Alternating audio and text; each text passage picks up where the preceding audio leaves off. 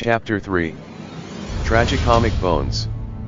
The podium was covered in a green satin cloth, symbolizing the grass on the floor. The sky was gray, with thunder sounds every now and then. The sun was hiding for its life behind some ropes on the left side of the stage. 3 children marched towards the center part of the stage. The one in the middle wants to open his mouth to speak but he cannot. A rope was holding his jaw locked tied to the sun. The one in the left was missing a hand, scars could be seen on his face and fingers. He walks towards the child in the right and punches him in the stomach. The last one vomited his guts, then slurped them right back. He then makes a step forward and the play starts. Along the treacherous shore of France, we fought and ruptured from the land. We who are now burning in the middle of the sea, we wash our dreadful souls in petrol. Tartar was watching along with Demeter in fatuous gestures, while we were pouring them the wine from our open bodies.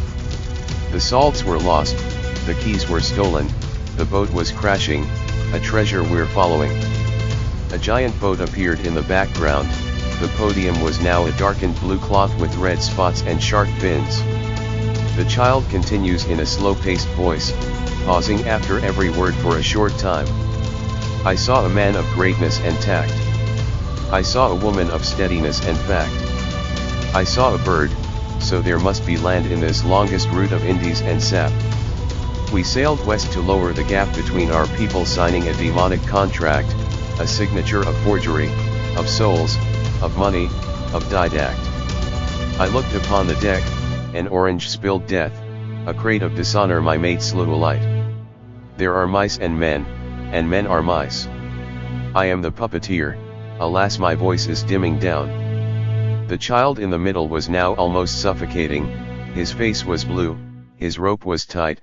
Son hated the child, but the child was still all right. I blame the sparrows, says the child in the left. They chirp my crew in a sea of urchins, a sudden impale of a lifelong structure. Blast their eyes and skulls, brains into a stew, may their remains be eaten by the ones they slew. I blame the traitor, replies the child in the right. The son hates traitors too, this one is dying right now. The child muffled through his closed jaw what seemed to be an old curse relating to their dead relatives. The left child punches the one in his right and starts again. Ahoy! Ahoy! The maddening sea of lust and degenerates welcomes, the pure breed of 1,000 liquors of pints and lanterns. Oil spills as blood and omens from the skies be packs with suns. The welcoming of Jeb, the addition of Messiah, the chants of the oldest ones welcome you to us. I pray for the lightness of the jar where we all rot in 3 days, 3 chairs of wooden cherry tree with ebony sleeve and back of reinforced steel. I wish for a day in the gutter of a whale, to spill the vicinity extremities of my body in the tint of the ale. The march of the hangman be willing to take me to Tartar and Demeter to bring them my wine. He stops and freezes. He cannot talk anymore, he is now bound to the sun. The child in the middle is now free to rope his comrades, and so, he does. He is the only voice left, and suave he recalls. I was bound to stone, and stone was bound to the depth of the ocean. I was a sailor once with a crew of 1,000.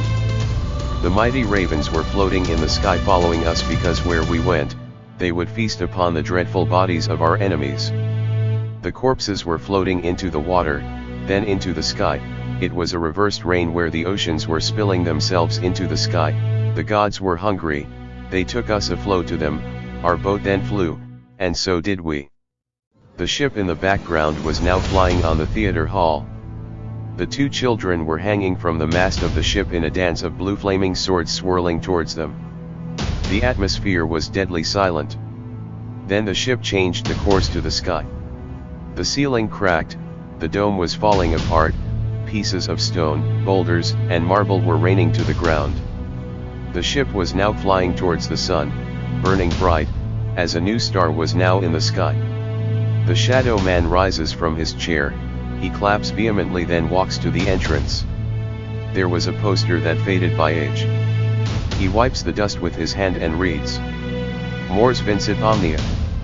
He walks outside into the night, the darkness was almost omnipresent.